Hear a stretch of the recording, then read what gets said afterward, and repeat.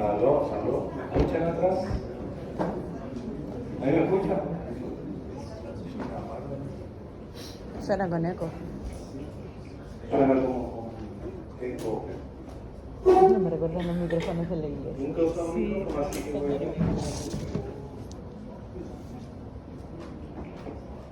¿Aló? ¿Aló? Se escucha. Esto va a quedar grabado. ¿Aló? ¿Aló? ¿Aló? ¿Aló? ¿Aló? ¿Ahí me escuchan? ¿O es lo mismo no? ¿Se escucha por los parlantes o me escuchan? ¿Sí? Ya, ahí está. ¿Y esta es cosa? Qué raro. Buenos días a todos. Buen día. Bien, la clase pasada entonces quedamos en esta figura donde vimos cómo funcionaba la proteína G. Para estudiar acá. ¿Se acuerdan cómo funcionaba? Sí, más o menos, ¿no? Se estimula unido con GDP, se apaga, no puede activar las otras proteínas. Pasan varios procesos, pasan varias cosas. Le va a hacer un fosfato, pues ahí se activa y se separa. No tan fácil de visualizar a primera vez. Vamos a hacer un repaso. 5 voluntarios. ¿Qué pasa en adelante? ¿Tipo para moverse o para Sí, explicar? para moverse. Bueno. Para abrazarse, para soltarse. Ahí viene uno. Por favor. Porque alguien tiene que hacer el ruido con el clase. Alguien tiene que hacerlo. Vamos a hacer las proteínas G aquí. Ya, aquí estamos a ver.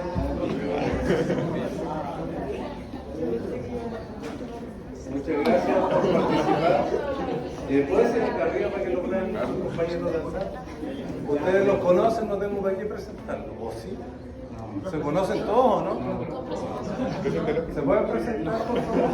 Es la proteína. Nombre, para que se conozcan me dijeron que no los conocen. ¿Usted es su nombre? María Jesús. María Jesús. Felipe Neira. Felipe Neira. Benjamín y nuestros ahí. Martín Robillo. Martín Roya. Súper. Entonces, ¿qué vamos a hacer? Ustedes dos se la van a un poquito de tiempo. Y ustedes tres van a hacer el heterotrímero de proteína G. Su unidad alfa, su unidad beta y su unidad gamma. ¿Ya? Vamos a ver el mismo ciclo que tenemos acá, pero con sus compañeros representando la proteína G. Ustedes dos permanecen unidos. Permiso. Así. Como quieran. Si quieres se abrazan. Gamma, beta. Gamma, usted gamma, usted beta. Usted alfa, así que únase con su compañero, por favor, por ahora. ¿Ya? ¿Estamos? Alfa, ¿qué le dijo usted? Beta, gamma. Heterotrímero, tres subunidades distintas. Todo esto conforma la proteína C. La que tiene la capacidad catalítica es la subunidad alfa. La beta y la gamma en verdad no hacen mucho más que darle estructura. ¿Ya? Al parecer, en este ciclo no tienen función, pero tienen otras funciones súper importantes, la subunidad beta y gamma, ¿ya? Que por ahora nos interesa conocer. Usted va a ser el GDP, usted va a ser el GTP. ¿Ya? Entonces, ¿cómo comienza el ciclo? Parte acá. El heterotrímero unido con ¿qué? Con GDP. Así que vengo acá. ¿Quién une al GDP? Vengo para acá. La subunidad alfa. No la gamma. Así que. ¿Estamos? La subunidad alfa es la que tiene unida al GDP, que es guanosin glifosfato. Y aquí está el guanosin 3-fosfato. ¿Ya? Son distintos, ¿lo ven? Son distintos, andan vestidos distintos, son compañeros distintos. Entonces, este es el estado inactivo de la proteína G.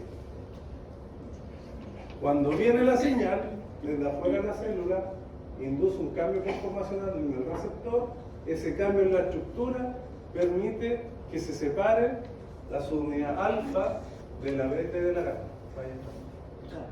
Los dos juntos. No tienen que separarse. Beta y gamma unidos.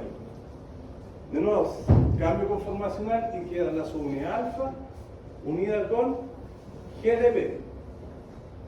¿Sí? Vamos aquí. Se separó la beta y la gamma y queda la alfa unida con GDP. Cuando la subunidad alfa está sola, separada de beta y gamma, puede intercambiar, vaya, suerte, al GDP, sale el GDP y entra el GDP. Es como medio promiscuo. Sí, esa es la idea. Esa es la idea. Tiene actividad enzimática. Se intercambia uno por otro. Los otros están allá esperando, no se han ido. En este estado se dice que la subunidad alfa, que en ese caso es S, porque es estimulatoria, pero la subunidad alfa puede ser inhibitoria, puede ser una GS, una I o una Q. ¿Ya? Las tres tienen la capacidad de unirse al GTP y al unirse al GTP, como tiene actividad enzimática, lo rompe. De guanosin trefosfato forma guanosin difosfato. ¿Ya? Al romperse el GTP, eso produce energía. Igual que el ATP cuando se rompe produce energía. Y esa energía ahora es utilizada por otra proteína, que es otra enzima, para ejercer su efecto. ¿Sí? Cuando rompa el GTP, se rompe el GTP, se forma el guanosin difosfato de nuevo. Y la subunidad alfa se une. ¿Sí? Al guanosin difosfato. Más o menos. Los dos juntos. Que estamos aquí. Y en este estado, la subunidad alfa unida al GDP ahora puede volver a unirse con gamma y beta. ¿Sí? Queda un poquito más claro. Y ese es el ciclo completo de la proteína excesiva. Un aplauso para sus compañeros. Gracias.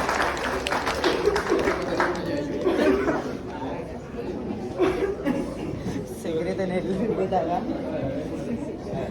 Ese es el ciclo completo de la proteína G y así funciona. Entonces lo vamos a repetir. Yo tendría que para ser los compañeros que estaban aquí, que actriz de estaban buenos preocupados de lo que tenían que hacer. Heterotrímero, tres subunidades distintas de proteína G. Está la subunidad alfa, que es la que tiene la actividad catalítica, pero que todavía no la tiene porque está unido con el GTP. Este es el estado inactivo. Alfa, beta y gamma. Cuando llega la señal desde el extracelular, esta es la membrana, este es un receptor, y aquí está la proteína G, alfa, beta y gamma. Llega la señal desde afuera, este cambia su estructura, y al cambiar la estructura afecta a la proteína G y eso la activa. ¿Ya? Pasa de su estado inactivo, que es este que está acá, a su estado activo, por un cambio conformacional.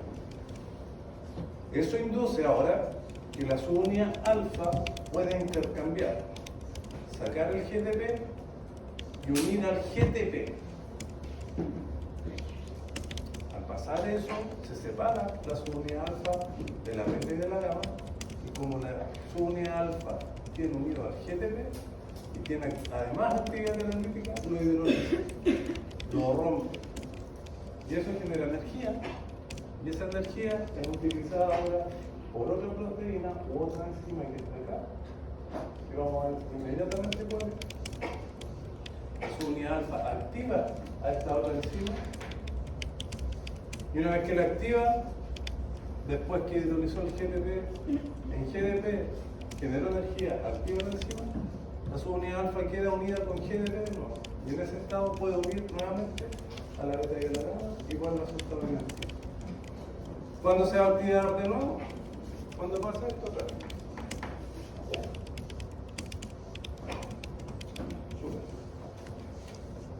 Ay, que soy rápida para escribir, me cago en la Eso está todo explicado aquí. Y esto yo se lo tengo que mandar. Su compañero me manda un mail, pero no lo manda. Ya lo conversamos. ¿Sí? el problema de nosotros. Su unidad alfa, ¿a quién va a activar? A esta enzima. ¿Cuál enzima? Adenilil ciclasa. La que tengo acá encima. Como su nombre lo indica, cicla el adenilil. ¿Cuál adenilil? El que está aquí en el ATP. Aquí está la molécula de ATP. Lo que hace la adenilil ciclasa, este grupo fosfato, lo deja unido, lo cicla y forma ADP cíclico. Adenosín 3,5 monocíclico. Adenosín, Monofosfato. trifosfato. ADP Adenosín, cíclico. trifosfato. Y eso hace. Y eso es la enzima. Por lo tanto, el ATP lo transforma en AMP cíclico y el AMP cíclico es uno de los 5 segundos mensajeros que existen. Está la AMP cíclico, el ATP está el calcio, está el diacilglicerol, está el inositol 2-fosfato y no me acuerdo el otro, no vamos a ver al tiro. ¿Por qué son segundos mensajeros? Porque el primer mensajero se unió al receptor. El receptor activó la proteína G, la proteína G adenilciclasa y adenilciclasa produjo el segundo mensajero anticíclico, que es intracelular. Y tiene la capacidad de aumentar mucho su concentración después que se activó esa señal. Vamos a ver luego cuándo.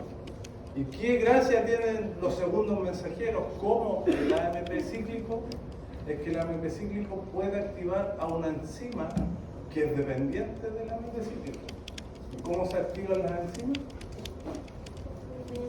Fosforilado.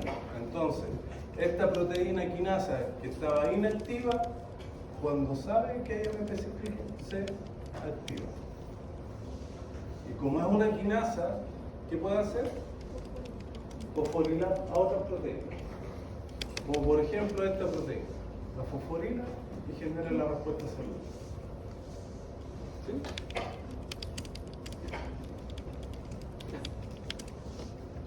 A partir de una molécula de primer mensajero, aquí está, se pueden producir 1.000.000 de productos acá abajo. Es decir, se amplifica la señal. Una de las características de las vías de transducción de señales es que se amplifica la señal. ¿Cuánto? En este caso, 1.000.000 de veces. En este otro caso, cuando llega la adrenalina, a través de esta vía de transducción de señales, la adrenalina puede activar a nuestras células. Por ejemplo, al hepatocito. Cuando llega la adrenalina al hepatocito, activa su receptor que atraviesa 7 veces la membrana, luego activa la proteína G activa la adenilciclasa y se produce la respuesta celular generando 10.000 moléculas de glucosa para que se liberen a la sangre. ¿Cuándo liberamos adrenalina? Epinefrina, lo mismo. En situaciones de estrés, en situaciones de lucha o huida, sistema nervioso autónomo. ¿Qué hace la adrenalina? ¿Qué pasa si agarramos una jeringa y le inyectamos adrenalina al corazón? Aumenta la frecuencia cardíaca y la fuerza con que se contrae el corazón. Muy bien. Ese era un práctico de fisiología que se hacía antes con un corazoncito raro. No sé si yo creo que ustedes se lo hacían también. A medicina también se lo hacía. Entonces se le sacaba el corazón a la ranita. Estoy hablando 20, 30 años de contaminación. Y se colgaba en un palito. Y ese corazón de la rana sigue latiendo porque se le saca. Entonces se le inyectaba una jeringa de adrenalina. ¿Y qué le pasaba a ese corazón? Empezaba a latir más rápido. Era súper demostrativo El corazón hace tucún. experimento, pero se dejó de hacer por razones obvias. Y después se le inyectaba acetilcolina. Entonces, con la adrenalina latía rápido y con más fuerza. Y después con la acetilcolina, ¿qué le pasa? Empezaba a latir más lento. Hasta que ya no latía más. ¿A qué voy? Más allá de eso, de lo que pasaba en los prácticos, que con una molécula de adrenalina se generan 10.000 moléculas de glucosa. Segundo mensajero, no sé si me decían, sí, AMP cíclico, a partir de una se producen 20 moléculas de AMP cíclico. Es decir, el segundo mensajero funciona como un amplificador de la señal. Si se activan 20 moléculas de segundo mensajero, o se produce más bien dicho, se sintetiza, esta puede activar a 10 proteínas quinasas. 10 proteínas quinasas pueden activar a otras 100, y estas otras 100 a otras 1000. Entonces se va amplificando la señal, va aumentando el número de productos que se va generando en cada una de las etapas. ¿Ya?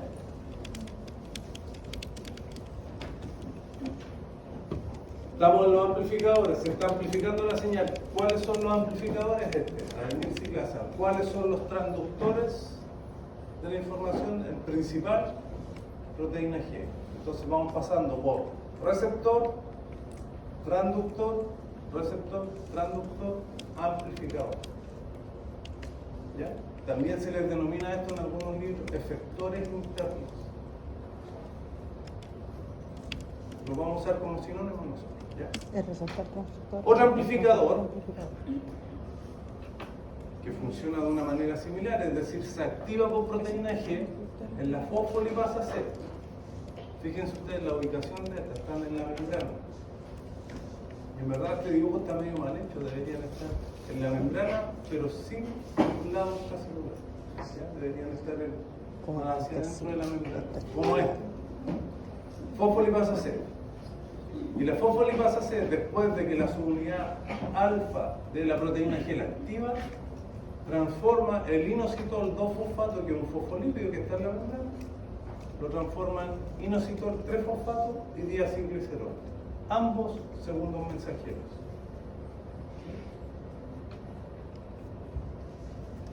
El inositol 3-fosfato va a ir al retículo y le va a decir al retículo saca calcio para el citosol. Libera calcio. Y eso hace, aumenta la concentración de calcio en el intracelular. ¿Ya? Si esto fuera una célula muscular, el calcio es súper importante para las células musculares, induce la contracción. Músculo liso, cartíaco y músculo esquelético.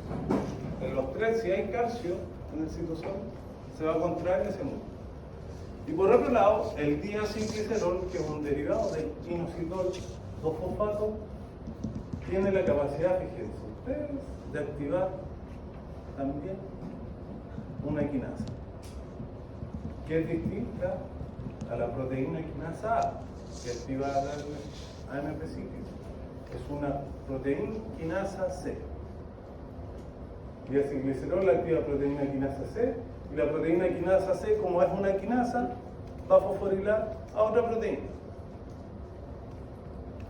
y va a producir una respuesta celular. ¿Sí? Entonces ya llevamos 3 segundos mensajeros que son sintetizados por un amplificador. En este caso, fosfolipasa C produce inositol 3-fosfato y diacilglicerol. Y aquí están los segundos mensajeros. Ahora, ¿cuáles existen? Los que mencionamos: calcio, inositol 3-fosfato, diacilglicerol, AMP cíclico, o el último, GMP cíclico, que también es un segundo mensajero. ¿Ya? Sí. Esto se los voy a enviar, por si acaso. La clase pasada alguien me preguntó qué era una comunicación intercelular yuxtacrina. No me acuerdo y surgió otra pregunta también. Busqué qué era yuxtacrina y es lo que aparece aquí. ¿Ya? En la última vía que vamos a ver nosotros, tiene relación con la adhesión celular, la adhesión de la célula, o a la matriz extracelular o la adhesión entre células. Eso es yuxtacrina. ¿Ya? No lo tenía considerado. Matriz. Y aquí está la serie de transducción, vamos a empezar a ver una por una. La primera, canal iónico activado por ligando. Antes de eso, ¿para qué les sirve aprender esto en fisiología? Para saber, por ejemplo, ¿Tuvieron clases de hemostasis? Les pregunté. o urinario. ¿Quién las hizo? Acá mismo, justo sí, pero imagínate que estés estudiando Profesora acá, Buena.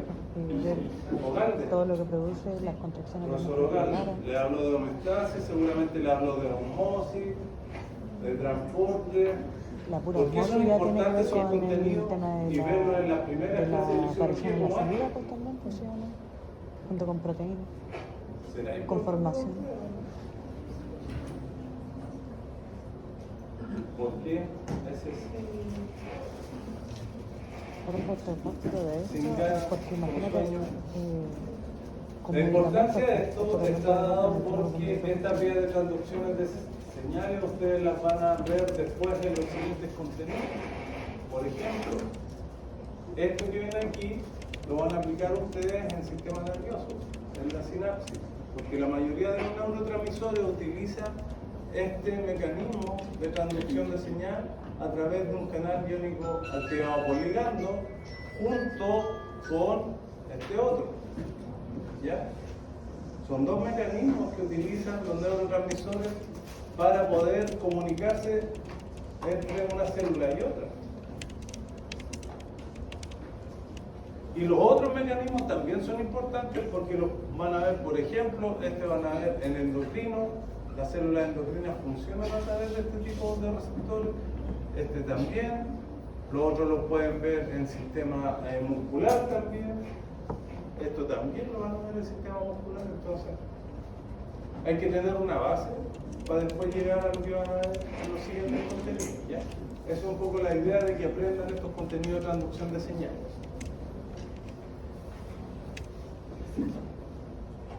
Canal iónico activado por ligando, canal iónico activado por primer mensajero, canal iónico activado por sustrato. ¿Ya? Hay una molécula química que se une al receptor y este receptor a su vez funciona como canal. ¿Sí?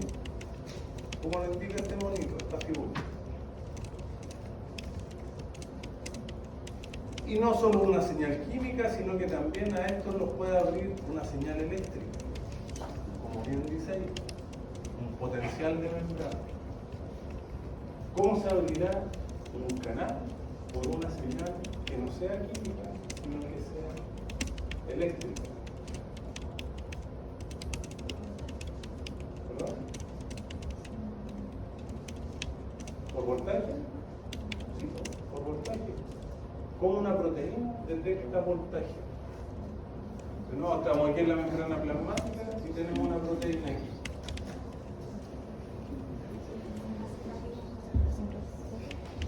¿Cómo esta detecta un cambio de voltaje? ¿Qué debe tener en su estructura? ¿Qué son estas? Naturaleza química, proteínas. Vimos que formaban una estructura primaria, secundaria y terciaria, ¿cierto? Dijimos que para la parte del poro se formaba una alfa hélice que en su extremo hacia el poro habían aminoácidos que eran polares o hidrofílicos, y esa es la parte de la membrana, los hidrofóbicos. ¿Sí? Así se conforman las proteínas de la membrana. ¿Cómo una señal eléctrica ahora puede activar esa proteína? Debe tener por aquí un interruptor y un sensor de electricidad. ¿Y quién le da esa sensibilidad? Tiene que ser un aminoácido, y un aminoácido cargado. ¿Ya? Entonces por aquí, en este caso, va a tener un aminoácido que puede tener o carga positiva o carga negativa. ¿Y eso qué va a hacer? Va a inducir que se abra el canal y pase aquí. Distinto a lo que pasa acá, que es químico, es por unión, por especificidad y por afinidad. ¿Ya? Se unen químicamente, se complementan, especificidad, y además se unen con fuerza afinidad, y eso permite que cambie la estructura del canal completo después que se unen el sustrato y se abre. Y pasa el guión que tiene que pasar. Para NMDA, AMPA, acetilcolina, el que pasa es sodio. Para GABA, ¿cuál pasa? Cloruro. ¿Ya? Entonces la respuesta que se genera dependiendo del neurotransmisor es distinta porque el receptor es distinto también. Y aquí está la descripción. La interacción de un transmisor químico con el canal crea un cambio de energía libre y cambia la conformación de la proteína. Eso es lo que pasa. Escrito más bonito que como yo se lo estoy explicando. Bien, existen dos mecanismos de apertura. Uno, unión del neurotransmisor al receptor asociado al canal, o otro que no está asociado al canal. ¿Qué quiere decir eso? ¿Que es directo o indirecto? Eso es lo que les aparece acá. Y así se diferencia los receptores ionotrópicos de los receptores metabotrópicos. El receptor ionotrópico es lo que vimos recién. Se une el neurotransmisor, abre la compuerta, pasa el tiempo. Súper rápido, milisegundos. El otro, se une al neurotransmisor, se activa la proteína G, aumenta la MPC, Sí, ya no te había se entendido. fosforila, otro canal que Pero es ahora sí distinto puedo al receptor, entender. y este canal se abre y pasa el tiempo. Más lento. Ya. Este es directo y este es indirecto. Apertura directa, apertura del canal indirecto. ¿Ya? Ahora sí, una foto de calidad, cabrón. ¿Ya? Y ahí nos vamos para la otra familia, que es esta que está acá. Y esta se denomina GPCR.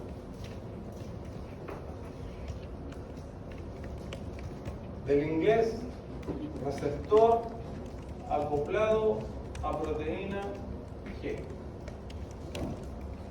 Receptor acoplado a proteína G. ¿Qué características tienen estos receptores? Que están acoplados por su cara interna a la proteína G. Otra característica estructural que tienen es que atraviesan 7 veces la membrana. Tienen 7 dominios transmembrana. 1, 2, 3, 4, 5, 6, 7.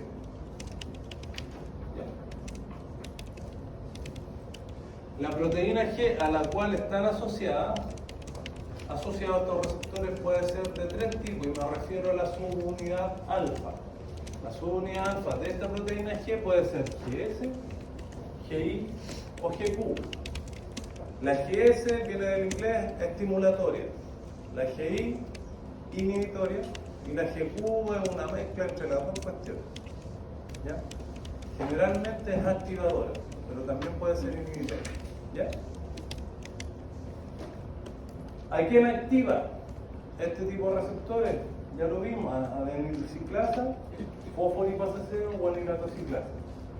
Por lo tanto, ¿cuáles son los segundos mensajeros que se pueden producir? Adenilatociclasa, AMP cíclico, fosfolipasa C, diacilglicerol, inositol trifosfato, y guanilatociclasa produce GMP cíclico. ¿Ya? Respectivamente. Esta es una foto donde se muestran las 7 hélices transmembranas del receptor. Este es el heterotrímero de la proteína G. Eso que ustedes ven en verde ahí es el GTP. Y acá tienen lo mismo de dibujo. Acá tienen lo mismo que vimos anteriormente.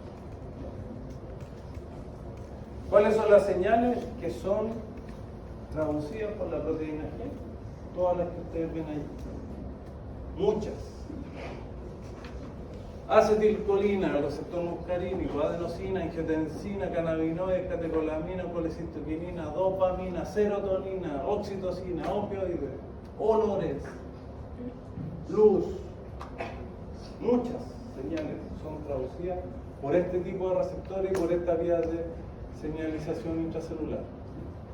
¿Cómo funcionan? Bueno, aquí se les presenta el ejemplo de la adrenalina. De nuevo el receptor atraviesa 1, 2, 3, 4, 5, 6, 7 veces la membrana. Lo que no hemos visto hasta ahora es que tienen un sitio de unión, un bolsillo, que permite que entre la adrenalina. ¿Por qué? Por especificidad, es decir, por la forma y además por afinidad, que creen una fuerza de unión. Cuando entra la adrenalina, esta cuestión crea ese cambio conformacional y una baja de la energía libre que permite que esto cambie de forma. El receptor unido con la adrenalina. Cuando cambia de forma, se activa la proteína G, se separa la subunidad alfa de la beta y de la gamma, como nos mostraron nuestros compañeros acá. Y la subunidad alfa ahora, S, unida con GTP, hidrolizan GTP, libera energía y esa energía es utilizada por la adenilciclasa para producir, para activarse y para producir AMP cíclico. ¿Qué hace el AMP cíclico? Activa la proteína quinasa A y la proteína quinasa A como quinasa, fosforila, otras proteínas. ¿Ya?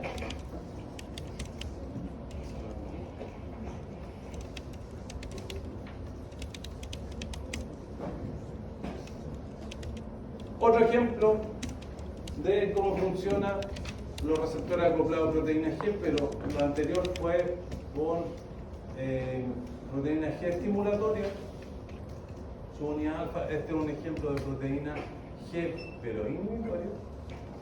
Y esta inhibitoria actúa, por ejemplo, en la célula, no sé si aparece el nombre aquí, sí, del nodo sinoauricular en el corazón. ¿Ya? Entonces llega la señal desde el sistema nervioso autónomo, se libera acetilcolina, y la acetilcolina ahora se une específicamente a este receptor colinérgico, un receptor de acetilcolina, pero de tipo M, muscarínico. Y el receptor muscarínico, que también atraviesa 7 veces la membrana, es un receptor acoplado a proteína G, solo que su proteína G no es S, sino que es I, como aquí les aparece. Y dijimos que la I era inhibitoria. Entonces a estas células del nodo sinoauricular o auriculoventricular, ¿qué les va a pasar si las inhibimos? Disparan menos, gatillan menos impulso. Y esta, ¿a quién le entrega la información? ¿A quién le envía la señal eléctrica? A las células musculares cardíacas. Entonces, si llega acetilcolina, lo que conversamos del corazoncito, ¿qué le va a pasar a ese corazón? Va a empezar a latir más lento. Eso es lo que pasa. ¿Por qué? Porque tienen esta proteína G inhibitoria. Entonces, ¿cómo inhibe? Bueno, proteína G, en vez de activar a la ciclasa, la I lo que hace es la inhibe. Por lo tanto, si se inhibe, no se produce AMP cíclico y disminuye el influjo de calcio.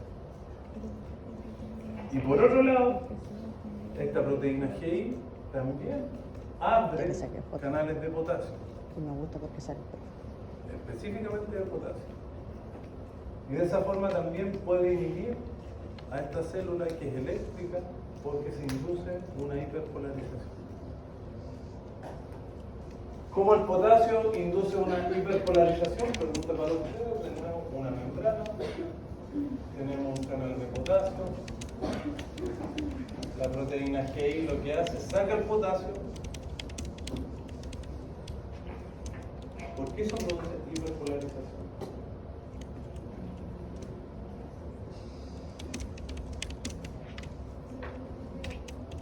¿Dónde? Súper.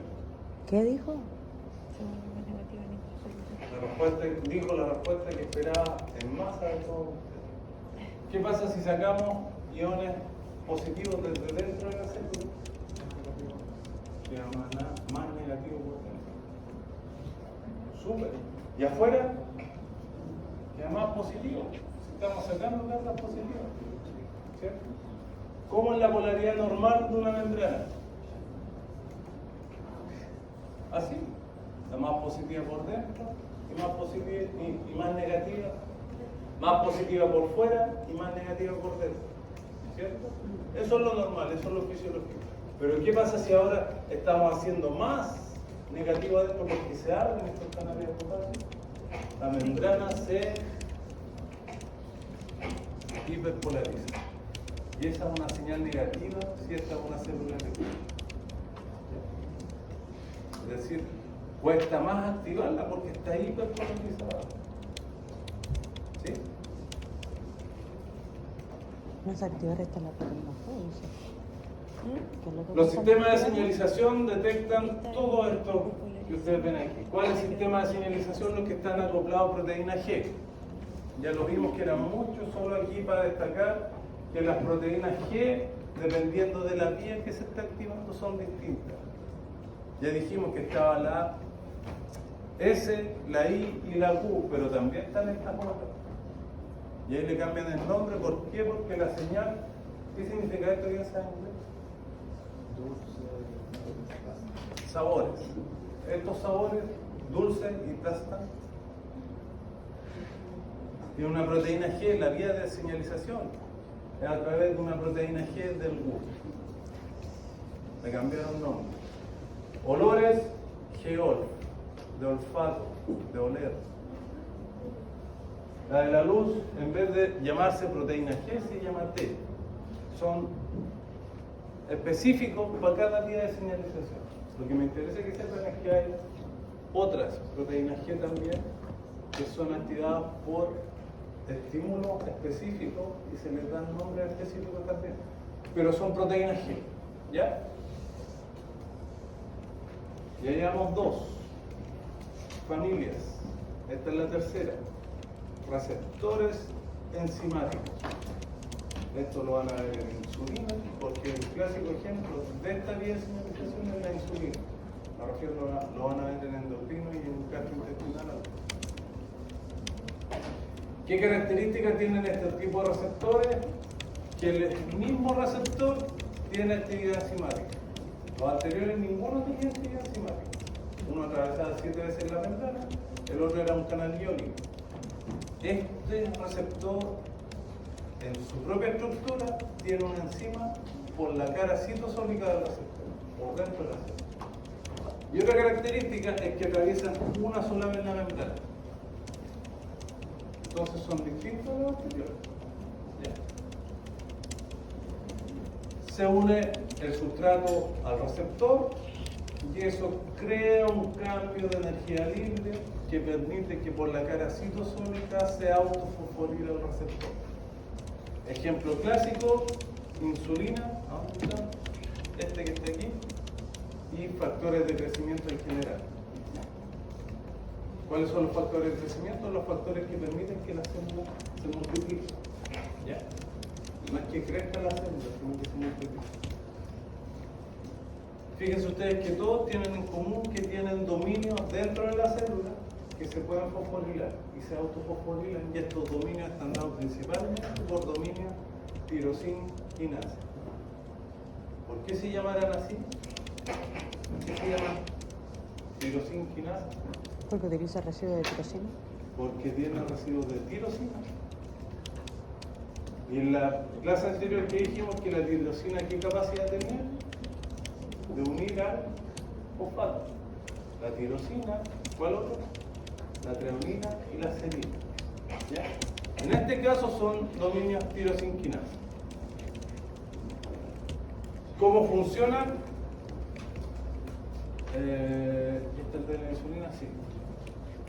Como les he explicado, el agonista, el primer mensajero, el mensajero químico se une a su receptor, un mensajero químico con un receptor acá, un mensajero químico con otro receptor acá, y luego que están unidos el mensajero químico con su receptor, se juntan. Por eso es que aparecen dos. Dimerizan, se juntan dos. Y al juntarse dos, unidos con el receptor, permite que el de la izquierda, fosforile al de la derecha y el de la derecha a la izquierda. Y así se autofosforila.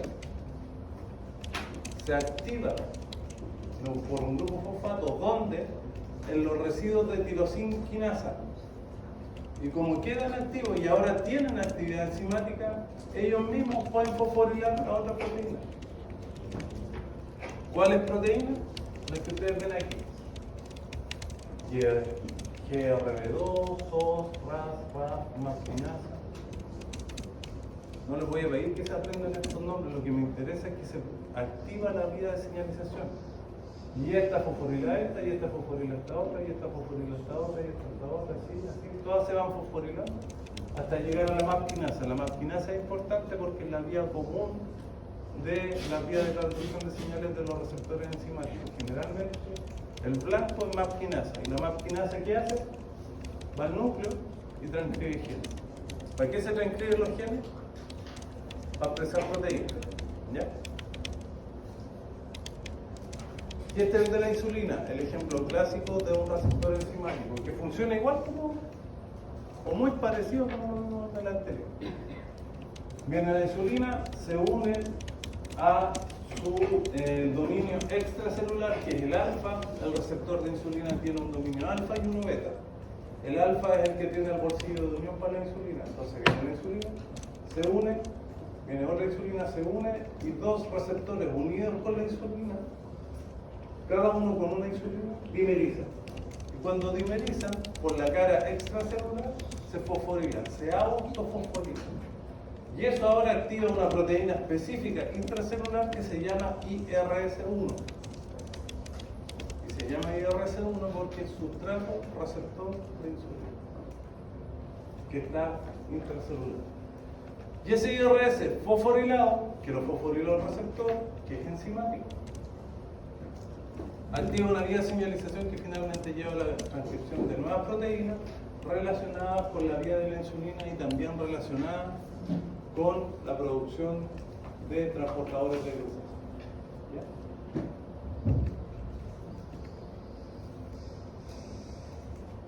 Llevamos 3 mecanismos. ¿Sí? Cuarto mecanismo. Receptores sin actividad enzimática intrínseca, es decir, son parecidos a los de la insulina, pero no lo son, no son iguales. Ellos no tienen actividad catalítica por sí mismos, por eso se les llama sin actividad enzimática intrínseca. Quiere decir que se une el sustrato, el primer mensajero, a ellos. Eso crea un cambio conformacional que permite que por la cara interna de la célula ahora llegue otra proteína que es una quinasa. No es el mismo receptor que se autoconforma, sino que llega otra proteína. Cuando cambia la conformación se une y esta proteína ahora es activa y se puede transformar en una quinasa. Y como es quinasa, activa la cascada de las quinasas. Por ejemplo, lo que ocurre con los factores GP30, no me interesa que se parecen, se aprendan el nombre, lo que sí, esto de acá, o acá mejor. Este es el receptor de interleuquina, que tiene que ver con la inflamación. Cuando se une la interleuquina, cambia su estructura, cambia el GP30 y este GP130 ahora, como fue activado por este otro receptor, cambia su forma. Cuando cambia su forma, puede venir una enzima, que es la llanosquinasa. ¿Y la quinasa qué va a hacer? Va a fosforilar a otra proteína con la STAT. Y por eso este sistema se llama sistema JAK-STAT. ¿Ya? Y como es quinasa, esta cuestión fosforila y después que se forma este dímero, viaja al núcleo y transcribe genes. Otro ejemplo clásico es lo que ocurre en la cascada de la apoptosis. ¿Qué es la apoptosis? Suicidio programado. Como Por ejemplo, lo que ocurre aquí con el receptor de TNF.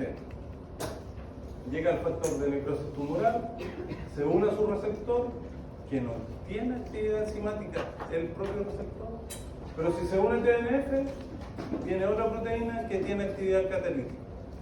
Y esta otra proteína, que es la TRAP, ahora lleva la vía de apoptosis, o lo mismo que ocurre cuando llega el linfocito T citotóxico, unido a esta proteína, se une y esa unión provoca un cambio en este receptor, que es el FAS, y ahora puede llegar otra proteína, que es la FAS, activa la caspasa y se activa la vía de señalización. Es decir, los receptores no tienen actividad enzimática, pero sí la tienen cuando se une a su sustrato.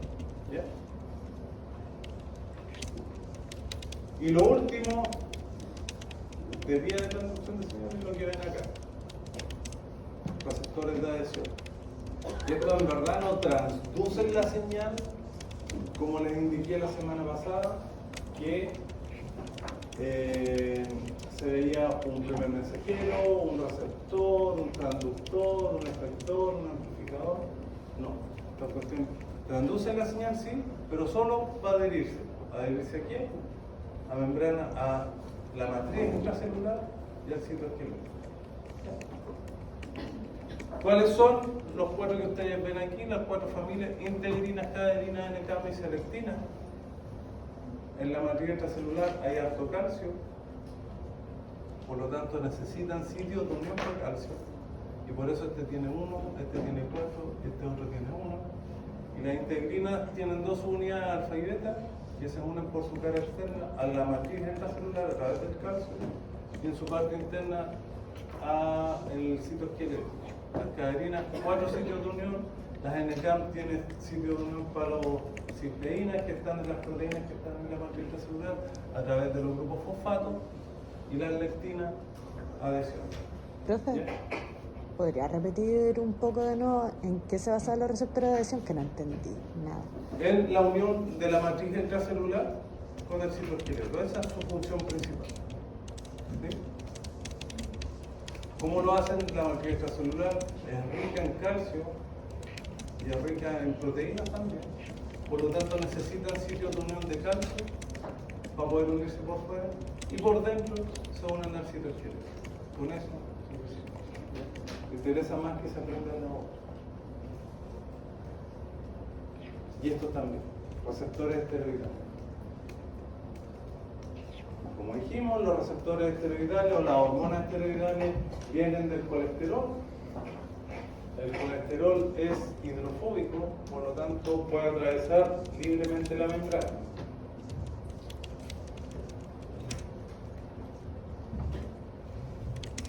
¿Qué hace el colesterol? Perdón, la hormona esteroidal atraviesa la membrana, pero por dentro de la célula se une a su receptor, es decir, tiene un receptor que no está en la membrana, porque atraviesa la membrana, pero sí hay un receptor citosólido, en el citosol. ¿Ya? Junto con eso, como es lipofílica o hidrofóbica, esta hormona esteroidal, para poder llegar a la célula, necesita un Uber, necesita un transportador en la sangre. No puede andar dando vueltas en el líquido extracelular. Necesita que alguien la lleve. Y cuando llega, atraviesa libremente la membrana, se une a su receptor. Y cuando se une a su receptor, forma este complejo hormona-receptor que viaja al núcleo. Y en el núcleo induce la transcripción génica para formar nuevas proteínas que tienen funciones específicas dependiendo de la hormona que sea. ¿Ya? Aquí en el ADN existen elementos de respuesta a hormonas, que son los que les aparece acá, elementos de respuesta hormonal. ¿Ya? Y esos elementos de respuesta hormonal son específicos para cada hormona. Es un pedazo de ADN, es decir, el material genético. No como esto otro que ven ustedes acá, que es una proteína. Esta parte de la proteína es la que ustedes vieron aquí. Eso se denomina dedos de zinc. Es parte del receptor esteroidal. Todos los receptores, o la gran mayoría de receptores esteroidales, tienen estos dedos de zinc. Es una secuencia de aminoácidos. Y en esta secuencia de aminoácidos ustedes pueden ver que hay cisteínas. Y las cisteínas tienen la capacidad de tomar el zinc y quelarlo, unirse con el zinc. Y queda esta estructura y se llama dedos de zinc porque parecen dedos. O cuando los vieron, dijeron, esta cuestión es... Estaban volados cuando los vieron. Parecen muchas cosas, pero no. Entonces, ¿por qué les muestro esto? Porque esa tiene la capacidad de unirse, sí, Porque adherirse. estos dedos de zinc son los que se unen con los elementos de respuesta a hormonas. Acá se unen receptores. Ahí está unido. Hormona receptor unido a través de los dedos de zinc con el ADN. ¿Por Una qué gira? tremenda animación que la muestro todos los años, bien ordinaria, pero sirve para describir lo que está pasando. ¿Ya? ¿Y cuáles son entonces los elementos de respuesta a hormonas? Esta secuencia que ustedes ven acá, de ácido nucleico. Entonces los andrógenos tienen esa secuencia, los glucocorticoides tienen esa otra secuencia, la vitamina D esa otra, la hormona tiroides esa otra. Y si ustedes se ponen a analizar ahí, esta secuencia además son secuencias consenso. ¿Con qué? Consenso. ¿Qué significa eso? No ¿Lo sé, habían por eso escuchado? pregunto. No, ¿Sí? yo no. ¿No? Yo no, por lo ¿Qué menos. será? Cuando uno ¿Consenso llega a como un el censo del consenso gobierno? con alguien, se pone a discutir y oye, ya lleguemos a un consenso, un acuerdo, algo en común, ¿cierto? Y esta secuencia es consenso. ¿Tienen cosas en común o no? ¿Sí? Algunas bases parecidas. Y por eso son secuencias consenso. Fíjense ustedes que todas tienen una G aquí. Ahí. Todas tienen, o la mayoría tienen una T acá. La mayoría tiene otra G acá. La mayoría tiene una N. Todas tienen una N, o la gran mayoría. Entonces, por eso se llaman secuencia consenso. Porque las regiones en el ADN donde se unen estos dedos de zinc para inducir la transcripción génica son parecidas. Son hormonas distintas, son receptores distintos, pero en la parte que se unen al ADN son parecidas. Porque las funciones también son parecidas. Hormonas tiroideales, eso le da parecer. Y esos son los 6 mecanismos de transducción de señales que existen hasta ahora y que permiten que una célula se comunique con otra. Eso lo vamos a ver. Ya me Entonces, siento en la zona con la que se aprendimos cómo se activa cada una de estas vías. Ahora vamos a ver cómo se inactivan. Y la pregunta es, ¿cómo creen ustedes que se inactiva? Con otra proteína. ¿Sí? Puede ser. ¿De qué otra manera? Creo que no. Porque esta cuestión tiene que acabarse en algún momento. O sea, no podemos mantener a la adrenalina todo el tiempo ni al receptor, se tiene que despegar, tiene que salir de ahí. ¿Cómo podemos desactivar esta vía? El receptor se encuentra dentro de la membrana. Guardando los receptores, buena idea. Conjunto nutritivo. ¿De qué otra manera?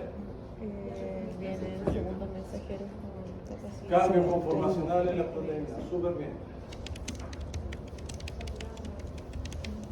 Saturando o disminuyendo más bien la liberación. Recuerden que si no hay ligando, si no hay mensajero químico, no se activa la vía. ¿Ya? Todas esas maneras que ustedes me dijeron existen y, por ejemplo, esto no lo vamos a ver, ¿Qué es eso? más clases. Esto es para vamos a nosotros. verle los segundos mensajeros, pero ya lo conversamos, así que no es necesario. ¿Le puedo sacar foto yo? ¿Se las voy a mandar? No confío. ¿Sabe qué les pasa? No confío en mi verdad. No confío en su memoria, que es distinto. Todo eso que ustedes ven aquí son vías activadas por proteína quinasa. No vamos a entrar en detalle, pero son muchas. Todas estas son vías activadas por diacilglicerol. El diacilglicerol o el inositol-3-fosfato lo que hace aumenta el calcio intracelular y el diacilglicerol activa otras proteínas quinasas. ¿Ya?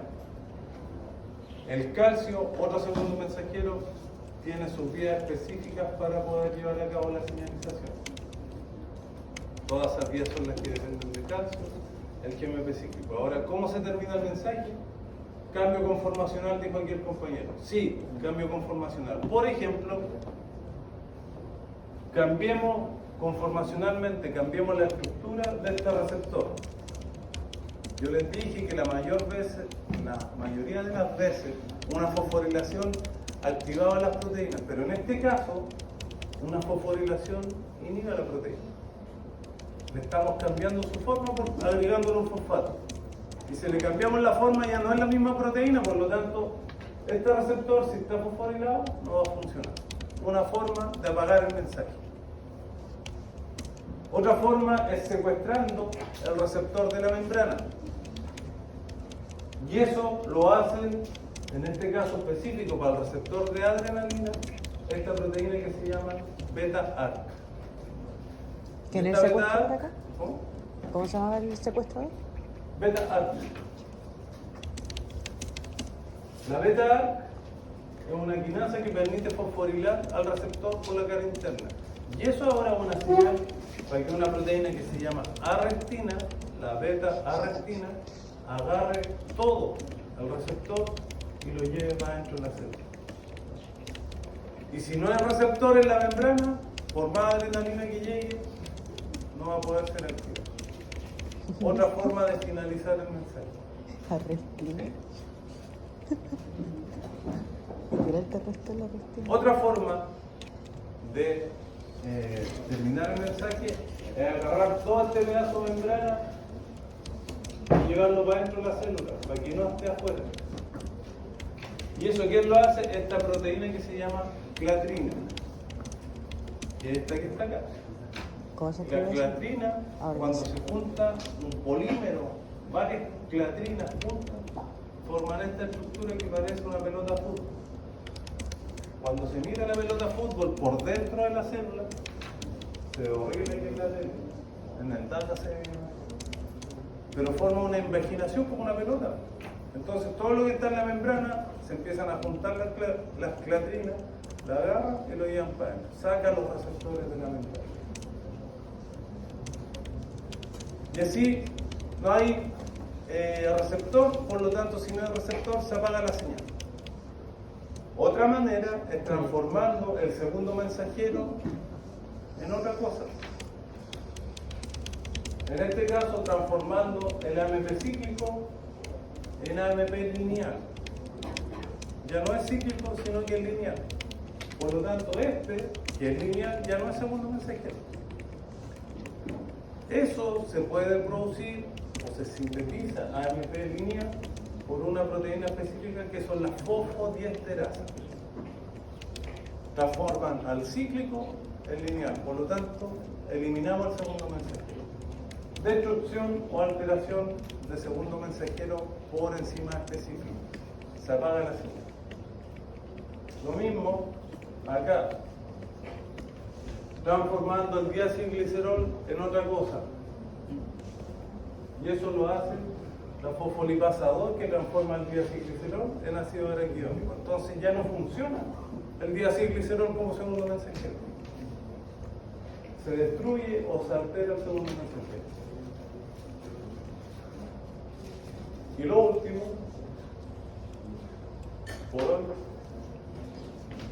¿qué pasa si el mensaje no se termina? ¿Qué pasa si permanece activo? Eso lleva a enfermedad.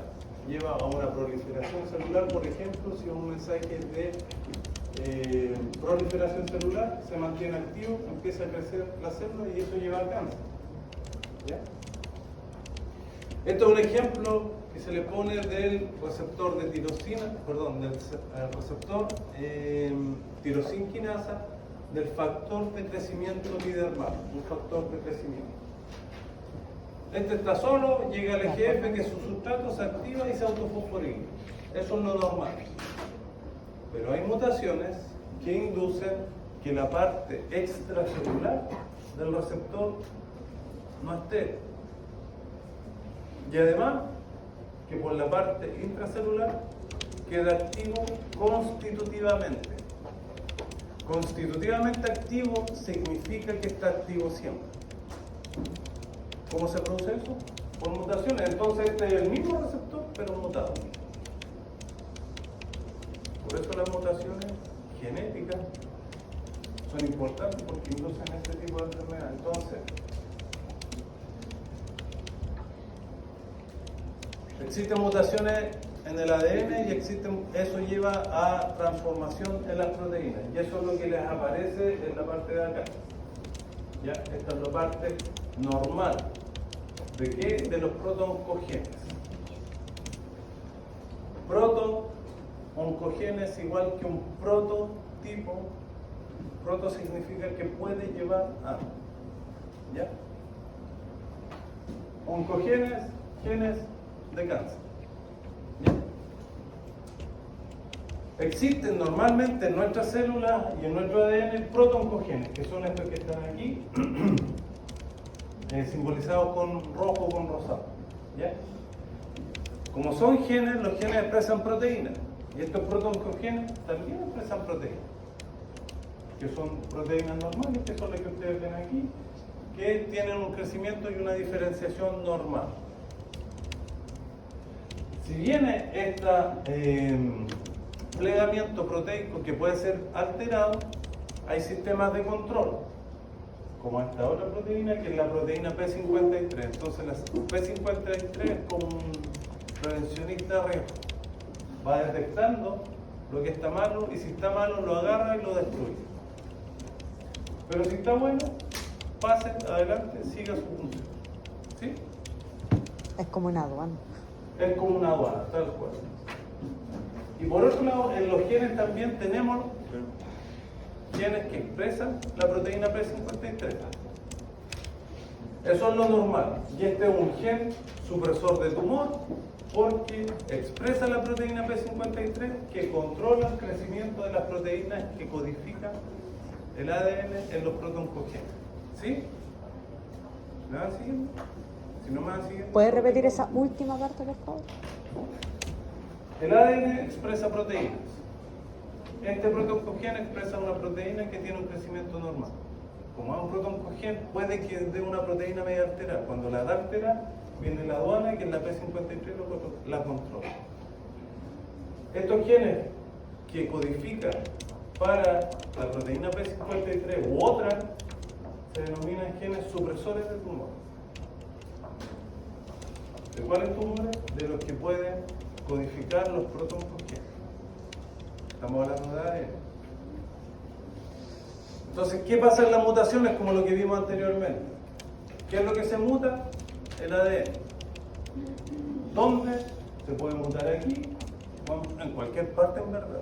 Pero cuando se muta aquí o se muta aquí, ¿qué es lo que ocurre? Que este protooncogen que expresaba una proteína normal, como ahora está mutado, expresa otra proteína que es alterada. ¿Como cuál? Como esta. ¿Sí?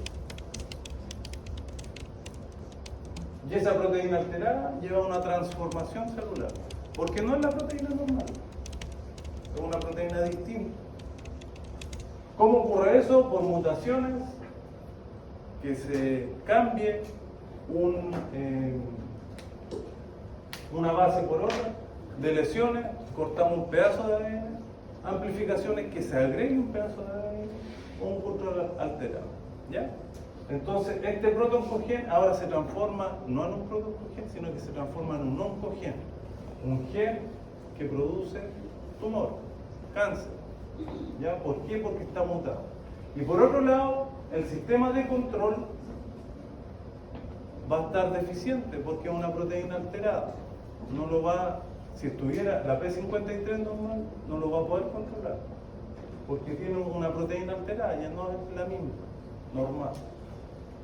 Pero también se pueden producir mutaciones en el gen que es normal, se produce una mutación para las proteínas que controlan el crecimiento de las otras. Entonces, se muta esta, se produce un control alterado ahora de la P53, que es la que está regulando a la otra, y si no puede regularla, esta cuestión ya se escapa de las manos del control celular, y se producen tumores y se produce cáncer. ¿Sí? Ahora, ¿por qué les menciono esto? Porque ¿dónde se produciría? ¿Cuáles serían estas proteínas alteradas? Fíjense ustedes que se pueden producir proteínas alteradas a todo nivel de las vías de señalización intracelular. Es decir, podemos tener un mensajero alterado, podemos tener una proteína receptor alterada. Por lo tanto, de todas las vías que vimos, si hay un receptor que está alterado, puede que se mantenga constitutivamente activa, constantemente activa. a nivel de ligando, a nivel de receptor, a nivel de proteína G, a nivel de hormonas nucleares, etcétera, etcétera, etcétera. Donde hay una proteína que cumple una función de cascada o de vía de transducción, se puede ver alterada. Y eso evidentemente va a afectar la función celular y va a producir cáncer. ¿Ya? ¿Sí? ¿Dudas? ¿Por qué se podrían producir estas mutaciones?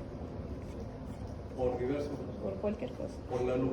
Bien. La luz ultravioleta muta Bien. la célula. Las células igual tienen controles de las mutaciones. Si estuviéramos en condiciones normales, la polimerasa también induce mutaciones. Así que mutaciones se pueden producir por varios factores. Y otra cosa, ¿es necesario que un ADN se mute para que produzca cáncer o tienen que ser varios? ¿A qué te refieres? Como Con que sea se un produce- oncogeno vale, Sí. para dejarla Puede ser, cagada. uno puede ser varios. Incluso ni siquiera puede ser un oncogénico que altere, sino, fíjense ustedes, puede venir un virus.